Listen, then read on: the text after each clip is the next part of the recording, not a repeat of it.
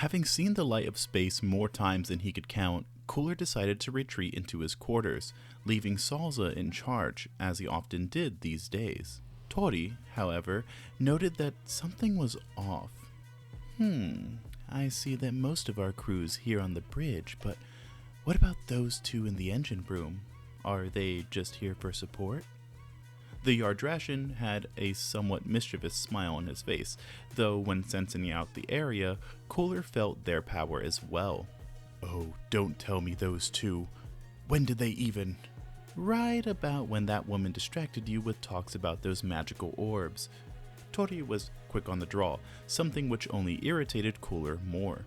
The cyborg told everyone to stay at their respective stations, then left the bridge to confront the two hooligans which had made the grave mistake of sneaking onto his ship. Tori chose to follow the commander, and when asked what he was doing, mentioned that he had never been on a spaceship and so thought that shadowing the cyborg would be his best bet. Cooler didn't care for his latest crew member's snarkiness, but didn't have time to deal with him at the moment. Once in the sweltering engine room, Cooler immediately spotted Kui and Granola both struggling to breathe and dripping in sweat. The cyborg had thought about punishing these two for deliberately disobeying him, but figured this torture might be enough to teach the two a lesson. For as merciful as Cooler was feeling though, the two kids immediately stood up straight upon seeing him, fear in their eyes, the Cerulean even putting a hand up to charge a small blast. Recognizing that this attack could set off a chain reaction that would destroy his ship, Cooler opts to catch and tank the blast, the smallest of scuff marks on his robotic hand. Do you have any idea how idiotic that move was, Granola?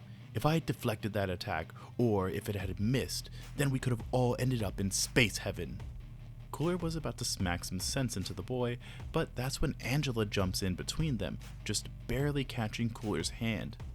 This leaves both the cyborg and Tori shocked, as neither of them had been able to sense her presence. She had somehow completely erased her key signature, something only the Yardrashians had been successful at. Tori would be careful when showcasing any of his abilities around this girl. The commander backed off, simply reprimanding the kids for sneaking onto his ship, further emphasizing that this mission could very well mean death for even himself. The kids, rather foolishly, said they'd take on the mission and do their best either way. The cyborg simply sighed and waved them off, saying that if this was their choice, then he'd allow them to stay. But they were on guard duty and would not be participating in combat. Granola was disappointed, but it was that, or they'd all clamber into an escape pod and be stranded until Cooler came back, if he did. Afterwards, Tori informed the crew of the 3 stowaways, and there were some mixed reactions.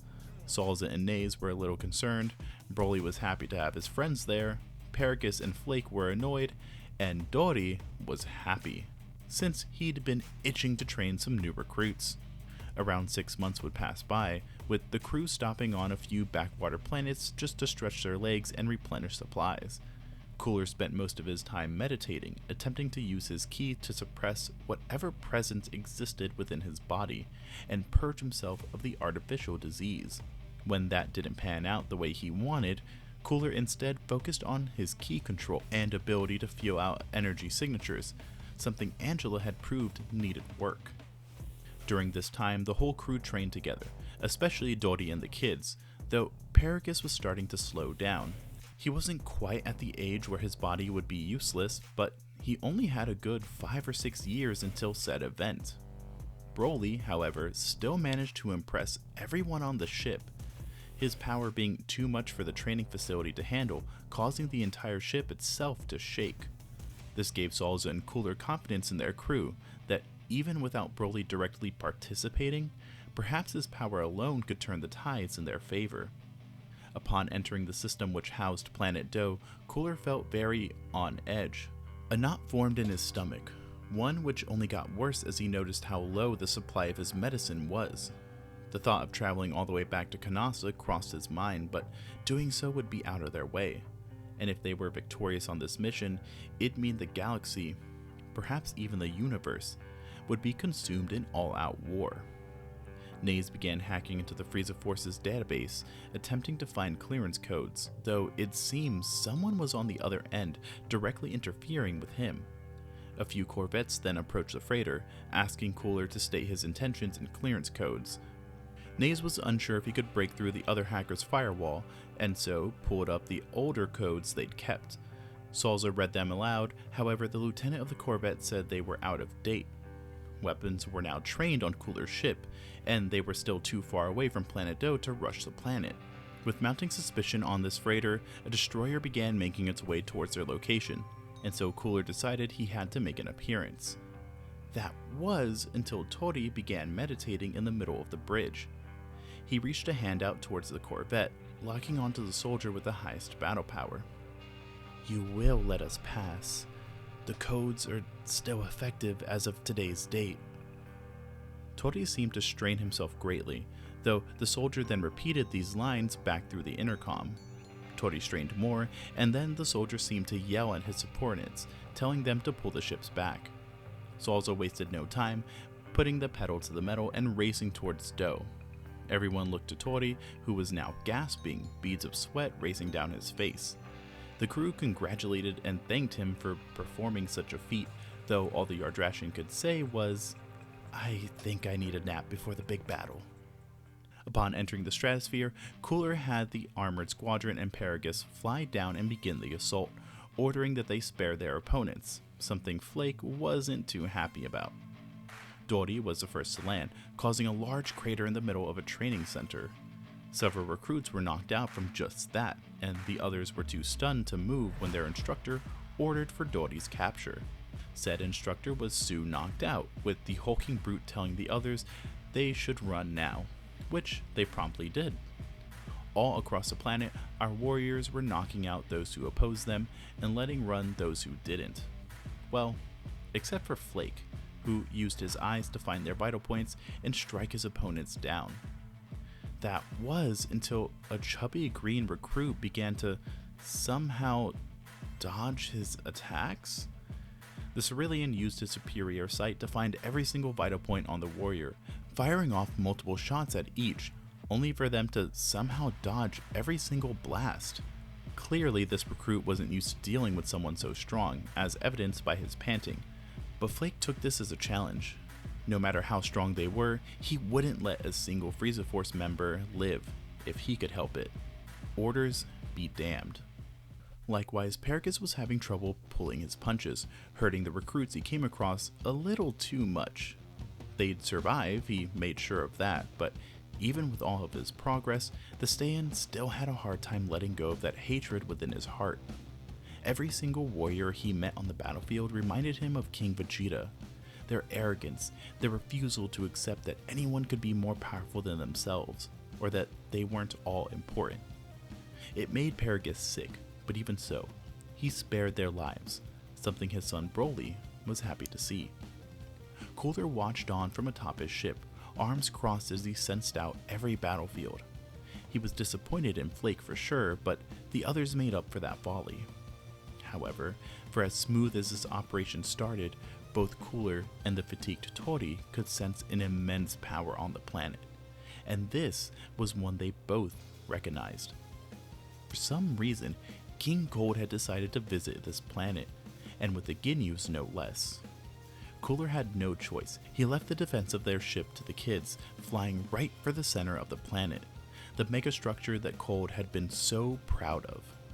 It was a massive, swirling building carved out of a fine crystal. It elicited awe from those who saw it, though this beauty only masked the corporate greed and callous nature of those that Cold, now Frieza, trusted to run their empire. Cooler crashed into the courtyard, shattering the marble and causing a large crater which sank an ornate fountain, its water draining into the dead soil beneath.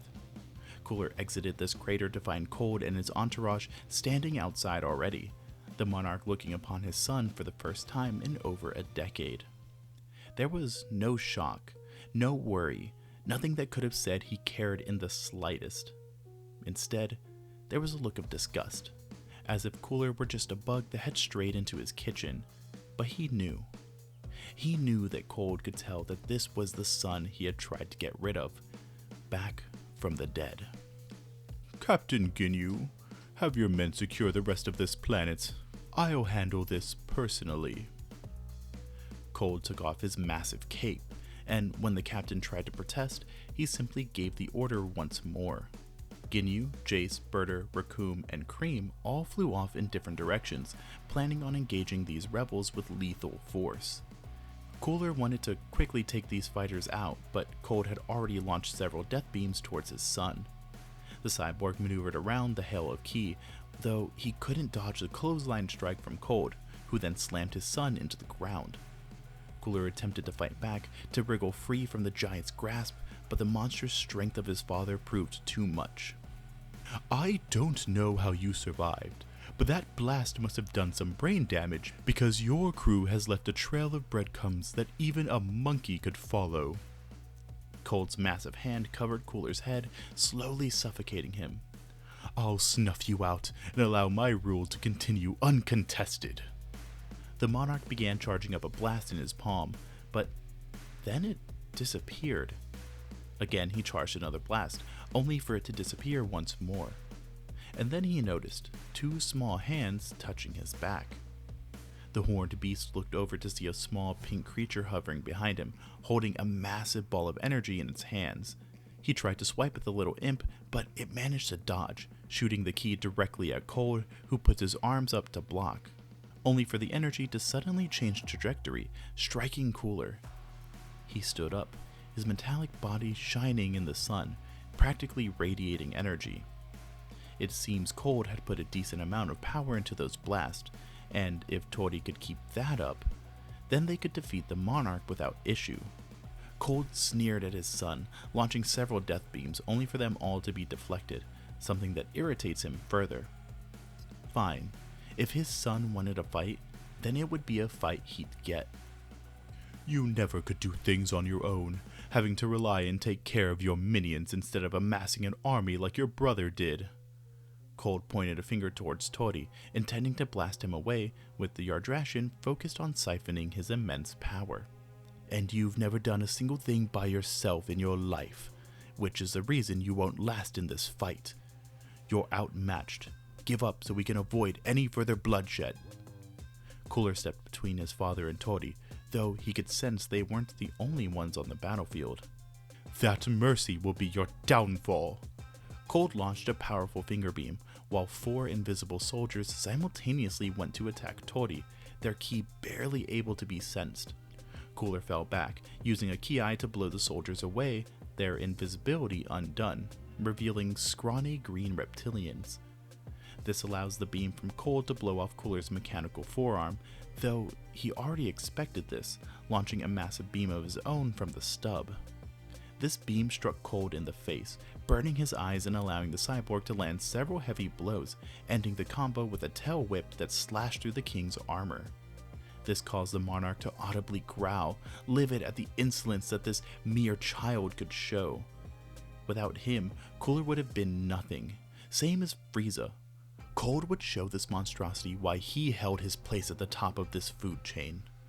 The king removed what little armor remained, then began to power up, raising his power to such an extent that the planet itself shook, before releasing all that power in the capital city itself. Cooler had to fall back in order to protect Tori, though the Yardrashian had already gathered a substantial amount of energy, something he used to shield the two from such an attack. Unfortunately, the chameleons and many of the soldiers surrounding them weren't lucky enough to survive. Once the smoke cleared, Cooler saw his father panting, a wicked smile on his face, seemingly happy with the destruction he wrought. Don't you see, child? This planet, this galaxy, it is nothing more than a playground for the powerful to do with as they please. Exercising power like this is my birthright. Cold began to laugh, reveling in his own power. I disagree. These people are just like you and I, power or lack thereof. You will forever be my father, no matter how much I detest your actions, your outlook, or your personality. So I will give you one last chance. Surrender, father, before I'm forced to take your life. Cooler put his hand out, charging up a blast to threaten the king. Cold simply scoffed, believing his injured, crippled, and weak son couldn't even scratch him in this state. That said, his previous attack had taken quite a bit out of him, and that lackey back there was still doing some weird magic, gathering energy for some attack most likely. Cold would have to make this quick, and so he charged forward, intending to strike his son down with his horns. Cooler, however, dodged this attack before slamming an elbow into the king's lower back. The monarch attempted to swing around and elbow his son, only for him to be kicked across the jaw. Clearly losing his temper, the king looked back and attempted to launch a mouth beam at the cyborg, only for an uppercut to close his jaw back up, only opening when the blast, now caught in his throat, exploded. How? How could this weakling whose power didn't even compare to his own, let alone Frieza's, become this capable? He'd even been injured when protecting his friend earlier, and yet he was still able to treat his father like he was some sort of